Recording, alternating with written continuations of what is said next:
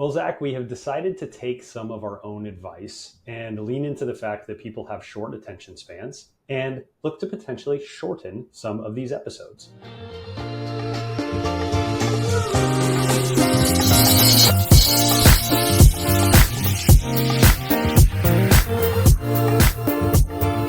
The point of bringing this up is again, Zach and I decided to do a bit of a shorter episode last week, which was probably, I think it was probably about half of the length of a normal episode that we would do.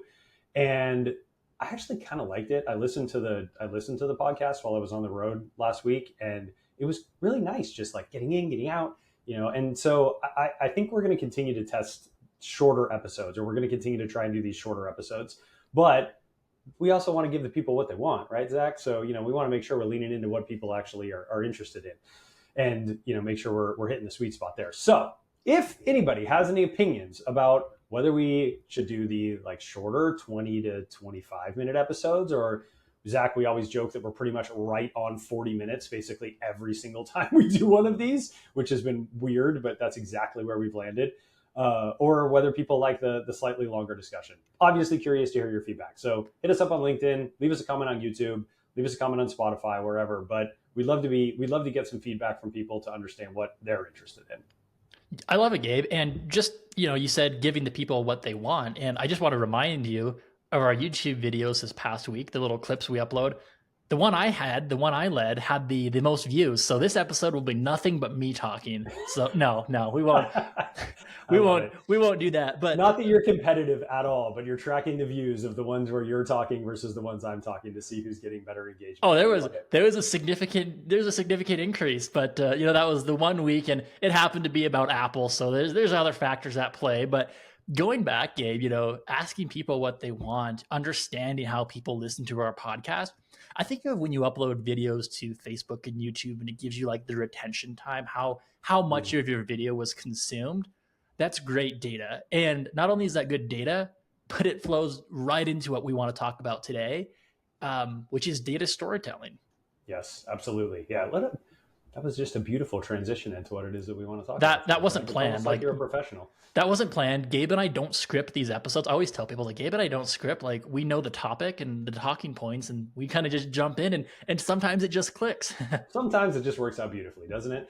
But yes, you're exactly right, Zach. We wanted to talk about data and story and how these things come together, because there's, I think, you can sometimes approach this left brain, right brain, and people think that they're making decisions that are rational, but really oftentimes people are making emotional decisions. And where I think you can really start to unlock a lot of interesting value for customers and for your business is by combining these things together. So I'm really excited you want to talk through this topic today. Yeah, I think it's a fascinating one. And when I think of data storytelling, I really think there's two areas to this. One is your business to consumer, which we'll talk about, and we'll share some great examples. But there's also the business to business. And I think of the conversations I have with customers, because Gabe, you know me, if there's a way to visualize data, I will find it and I will utilize it. There's millions of ways to do this. Still love that Sankey chart thing you found online. Oh, the flow charts. That's one of my favorite ways to visualize data, for being honest. But yeah, there's a million ways to visualize data. And I think the big thing we want to think about today is you don't need to build a chart in Excel and put it on a PowerPoint and say, this is the story. That's not a story, that's data. But at the same time, what we're trying to do with data storytelling is create that relatable narrative that simplifies the data. And this is something, again, I mentioned, you're going to do this with consumers, you're going to do this in a business to business environment. But when you think about data storytelling, Gabe, as we kind of thought about the topic today, one of the things I kept coming back to was you can't separate data and storytelling. If you separate them, you have dry data, and then you have a story that lacks any statistical support. So this is data storytelling built together, and I'm really excited for this episode.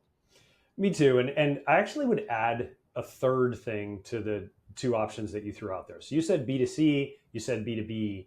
I actually think the way that many of us analyze data and talk and figure out how to tell stories around it is internally in our own organizations. So it's like B to the B that you're working for, right? So think about this, Zach. When you're presenting a new idea or you're coming up with a new method or approach to something, what is it that you're likely to do? If you're going to take that to your leadership team, you're going to probably create a bunch of statistics and data around that to tell them why we should go do this. Yes? Absolutely. Again, a topic we just had 5 minutes ago was, when should we publish this podcast? And the first thing I led that story with was, I looked back at our data to see over the past, 6 months. Have we only been doing this for 6 months? Whatever that time period may be, to help me make that decision, so that informed decision making off that data. And then again, turn that into the storytelling of why I think we need to do what I said we should do. Yep, absolutely. And the reason I bring that up, for exactly the reason you just said, but also because what I see often is that people bring ideas to their leaders and they just focus on the data. They don't think about how to tell a story around that to actually convince that person that their idea is correct. And I have seen many times over my career, and this kind of gets back to your dry data or lacking statistical support. If I have a beautiful looking chart and the data is incorrect, I'm probably going to be believed more than if I have a garbage looking report with absolutely 100% perfect data. And that's why that data and story piece coming together are so important, because if you want to really be able to drive benefit for, your customers and your business, you have to be able to sell things internally as well. And bringing data and story together is a great way to do that. And the last thing I mentioned is, I kind of mentioned, building the chart in Excel and putting it on a PowerPoint slide, right? I like it. I like to see the data too, but what a boring way to go about, presenting data or presenting on a topic is, just throwing the data up and being like, this is it. What a boring way to do it. So Gabe, I think this is a really good conversation to have, especially as you mentioned, with that added role of within your existing role, not even B2B or B2C. Yeah, not even, I work in sales. So I'm out telling stories often to customers, and oftentimes I will use data to support those stories. But if you're not tying the data that you're presenting back to a story, that's a boring presentation and you are going to lose people. The exact same thing works internally. Just because you're trying to just because you're presenting internally doesn't mean you're not selling. It means that you're just selling to a different audience. And Zach, when we were talking about this topic, it reminded me of a presentation that I made years ago, probably like 7 or 8 years ago. And so I actually went back and tried to see if I could find the presentation, and I did, miraculously. But I also found the video that I based a lot of that presentation around. And one of the quotes that was in the video, and I'm just going to read it because I loved it so much, was, "When data and stories are used together, they resonate with audiences on both an intellectual and emotional level." And I have some stats to support that, but I just loved that quote so much. I thought it was spot on for what we're talking about today. And I think we'll see that again resonate with some of the examples we have from businesses we all interact with. So I love seeing that quote, Gabe. Yep. Yeah. They went through a couple of studies in this video, but one that they went through was a classroom study where a professor asked people to present to the class and then went back afterwards and asked people what they remembered about the presentation. Only 5% of people remembered a statistic. 63% of people remembered a story. That takes me back to college. Like if you ask me like, oh, what did you do in this class? I'm going to think of, oh, my professor told me this story that resonated with this topic. One of my accounting professors would always tell us about a job he had in college at a meat packing plant. And then, this meat packing plant suddenly turned into, the accounting work he did. And it kind of spiraled from there. But I can remember all of these stories. Whereas if he would have said like, oh, we worked at a meat packing plant and, we generated, $500 million in revenue in the summer and $1 billion in the winter, I would have never remembered that. No, you would not have remembered that at all, or at a very lower propensity to remember. But now that he told the story, I can remember what he was talking about, the overhead costs and like the operating costs in the different seasons because of the increased variable cost and fixed cost of running the plant. Like I can remember exactly what he was talking about. Whereas again, if he would have just told me the stats, I would have been thinking about something else. And you hit on it exactly there, Zach, which is you're tying the statistics to the story. And that's really where it can't just be either or. It really needs to be both. If you want your stories to be memorable, you do have to base them around, some sort of sense of reality. And oftentimes data and statistics is that tie back to reality. But that's really why using data in storytelling is so important, is because you're tying those two sides of the brain together. Exactly. And I think we should talk a little bit about what is data and storytelling. Like, what are Zach and Gabe even talking about right now, right? And I want to begin this by talking about a statistic. And again, we'll tell a story around this. But there was a survey, a study that was conducted, and it said 82% of consumers say that their favorite brand strives to develop a relationship with them. And ultimately, here, when you're using data and storytelling, what we're trying to do is, build that connection or have a message that resonates with our customers on that emotional level. And that's easier to do when you have a compelling story. Agreed. And this takes me back to a conversation we were having a few weeks ago with another podcast that I was listening to. I talk about this one a lot, but the Marketing Against the Grain podcast.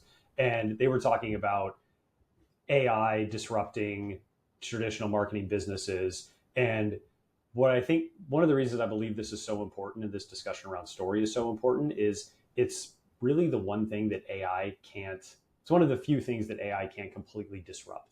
Stories are unique to the person that experienced them. So when you're telling somebody a story, it's very difficult to replicate that with AI because it's personal to them, especially with the experiences that they've had in their life.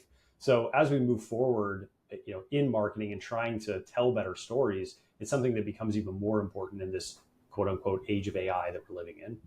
Yeah, and going off that 86% quote, 56% of people in this study said that having that relationship with the brand was critically important to their own loyalty to that business. Mm-hmm. Yeah, and we talked about churn a couple of weeks ago, Zach, and how to prevent churn and how to deal with churn. But this is a fantastic way to do it: building story into your brand.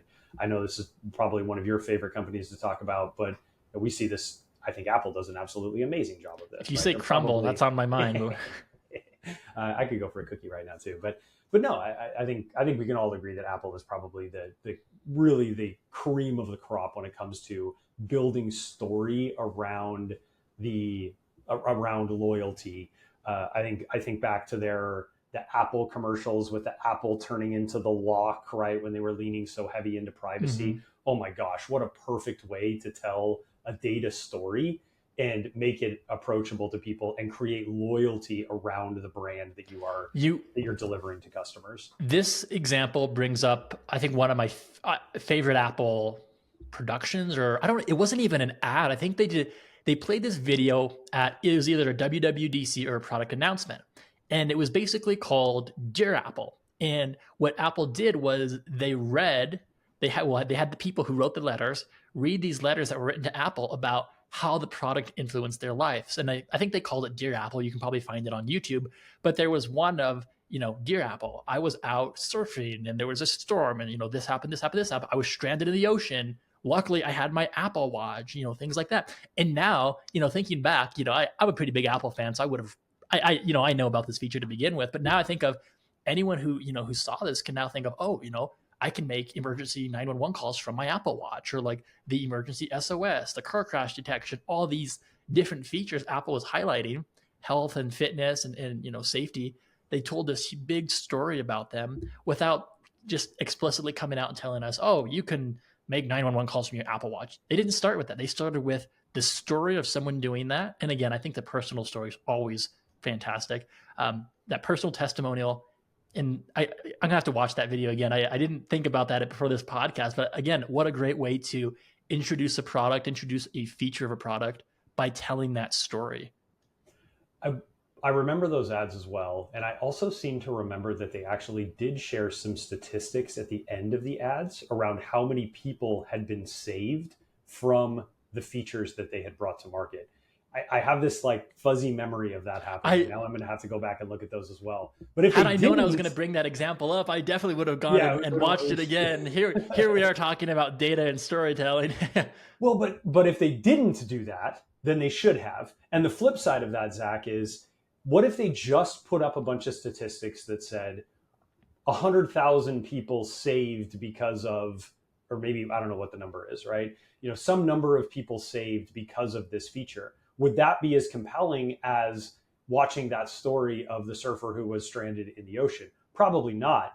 And if they didn't share the statistics at the end of those ads, they probably missed an opportunity to tie data and story together to make it even more compelling. And I mentioned that emotional connection, Gabe. And, when you have this Apple video, you have some guy on his surfboard, you have someone hiking, who's lost or using their Apple Watch. These are, going to resonate with people who are surfing, with people who are hiking. People probably, more inclined to use those features as well. So it just goes back to what I said about resonating on that emotional level. Mm-hmm.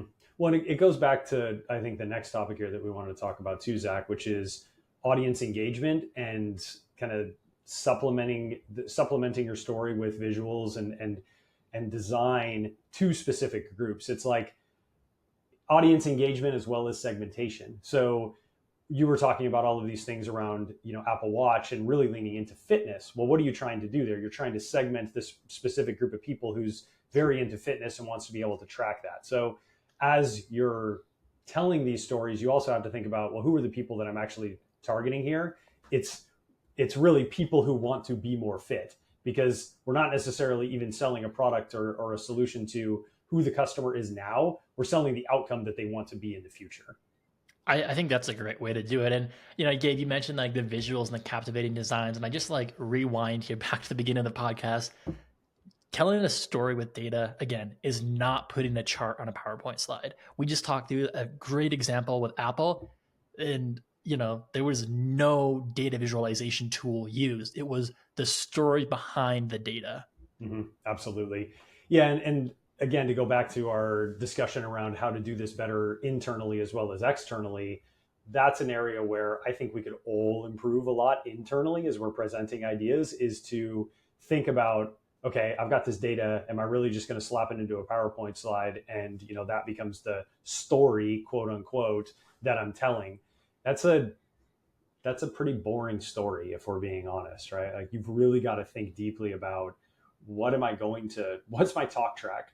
How am I going to actually present this to make it something compelling so that people within the organization can be excited about what it is about this idea that I want to push forward? Exactly. And that kind of leads us into, the ultimate goal here. And, we go back to the B2B, B2C, whatever use case may be, but you're going to inspire some kind of action when you do this. Do you want to increase conversions? What are you trying to accomplish? That is going to be the action you want your customers or your colleagues to take from that data storytelling. Yep, absolutely.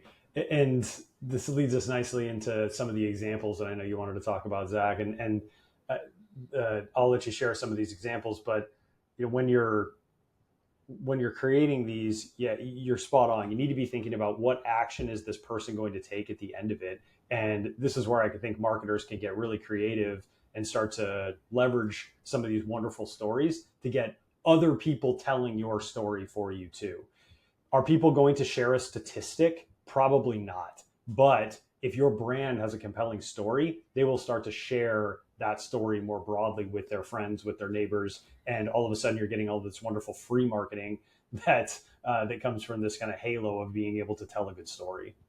Exactly. And I feel like there's going to be a few listeners right now, like, what data examples have I seen? And I mean, they're out there. You all know them, but number one, Spotify Wrapped. That is nothing but data storytelling. And the thing with Spotify Wrapped, I have a love-hate relationship with Spotify Wrapped or Apple Music Rewind. I know we're talking about Spotify and Apple Music on the past few episodes now, but think of every December what your friends are doing and what they're posting on social media. They are posting their Spotify Wraps, their Apple Music replays. That's what it's called, Apple Music replays. So you're seeing all this data of what you listen to, the different artists, the different albums, the amount of time you listen to music. Gabe, I work from home. You work from home as well. So the amount of time I spend listening to music when I'm just working in the background, no meetings, has increased dramatically over the past couple of years. And that's not me guessing. That's Spotify telling me through these end of year wraps.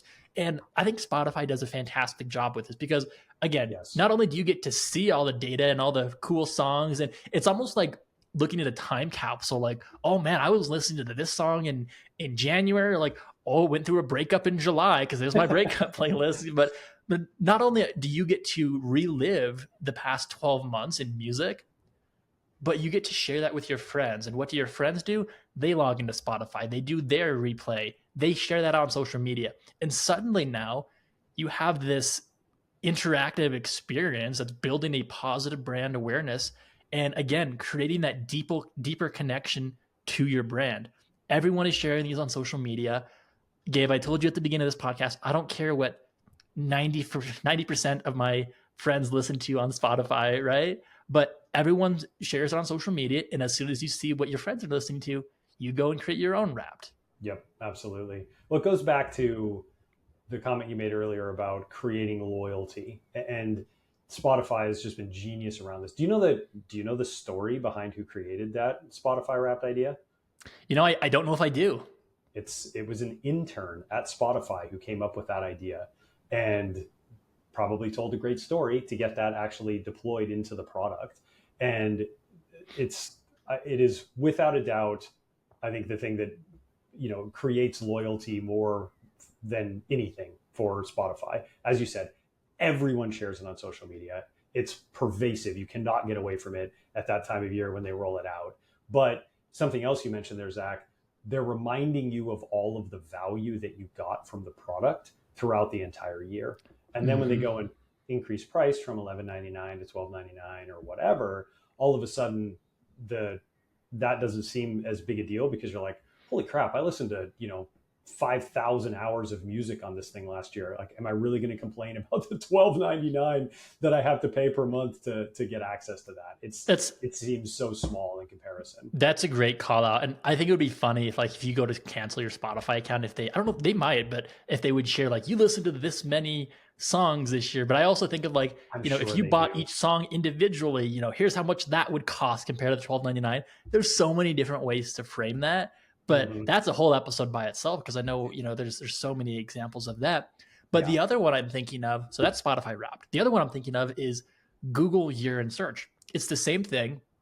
However, with Google, just keep in mind that you don't actually pay for the service per se. You might if you choose to buy Google's managed services, but you're not paying for the service. But what Google does is, and you can still access this, and I just love data. So now that I've remembered this, I'm going to spend the next couple days on this website. But you can go to Google's Year in Search, and you can select which year you want to look at in a drop down, and you can see the top searches over the last year for your specific location. Even, like, they've broken it down not only globally but to your own city. And Gabe, I was joking with you, when I look at, like, the top searches for my city, it shows you, like, top TV shows, top just general Google searches.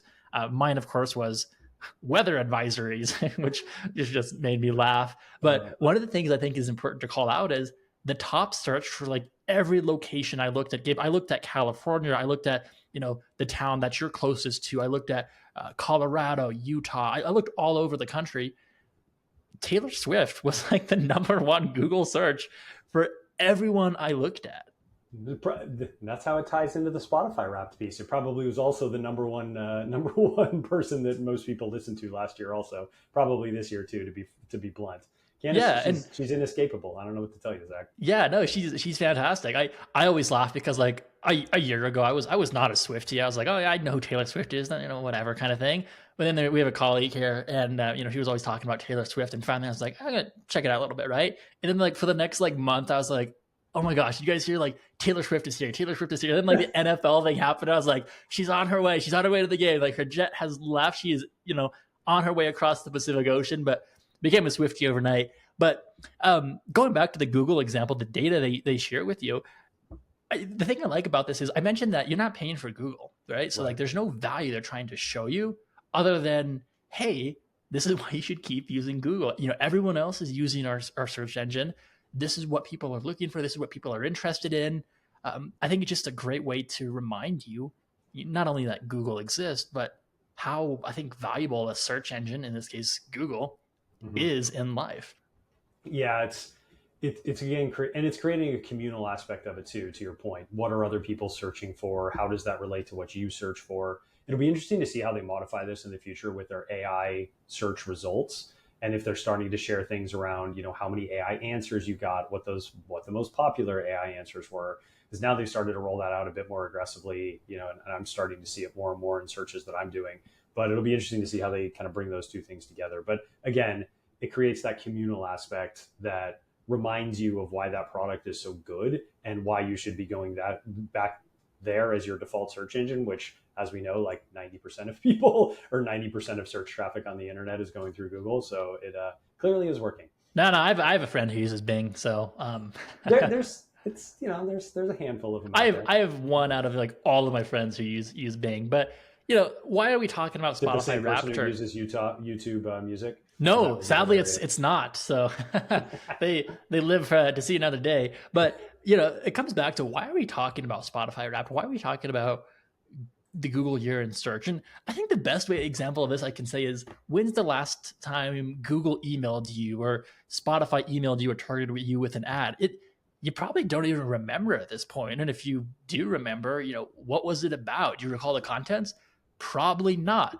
But every year these things come around, and it's such a unique way to tell that story with the data. And that's kind of like the point I want to close on, is when you think of what you're doing in your marketing, your customers, your subscribers, your prospects, whoever this may be, they're getting, I don't want to say dozens of emails a day, but they're getting multiple emails, multiple ads on social media every day. How are you going to stand out? And how are you going to use your data to tell that story, to connect with your customers? There it is, right? It's by combining data and story to be unique, to bring something unique to the table that not everybody is doing. And that's where Spotify is really great. That's where Google has done a great job on this. This is where a lot of companies who do a really great job of combining data and story have really been able to set themselves apart. And as you said, Zach, where there's so much stuff that's thrown at us on a day-to-day basis, it's an awesome opportunity to differentiate with data, with story, activating both parts of your brain to make sure that the marketing that you are sending to customers is memorable. Mic drop. I think that's exactly it. I think using your data that you have, Gabe and I've done so many episodes now on the types of data, how to use the data, how to segment your audience. I keep coming back to and during this episode, Gabe, I'm thinking of we always recommend segmenting by your gaming subscribers and broadband, and doing a campaign for them. Cool. There's your initial data point. Now what are you going to do? Because chances are every BSP is marketing to these people in some way. I got an email from a national BSP today telling me to upgrade my service kind of thing, but they didn't use any data. There's no story in that email. I can't even tell you what it was about now. I don't even know if there's a price in there, just because nothing in that email resonated with me. So this just goes back to not only personalizing the experience, again, favorite topic of mine, using the data, another favorite topic of mine, but now telling the story with the data. Yep, absolutely. I don't have anything to add, Zach. This has been a good episode. I agree. I think we say that after every episode, oh, this is our best one yet. But we're getting a lot better. We're very proud of ourselves over here at Buffering. But no, it's such an important topic, and I don't think it's. I know I've been hammering on this point, but it's not just important for external communication. It's really important for internal communication too. And if you want to be successful in your career, you better learn how to tell story. Whether you're in sales, whether you're working with customers directly, whether you're working in marketing, it doesn't matter. You have to be able to tell stories if you want to be able to be successful in your career. Awesome, Gabe. I could not agree more. So thank you everyone for tuning into Buffering. And if you enjoyed this episode, don't forget to give us a follow on your favorite podcast app, and to share it with your friends and colleagues. And for more insights and updates, be sure to connect with both Gabe and I on LinkedIn for even more content.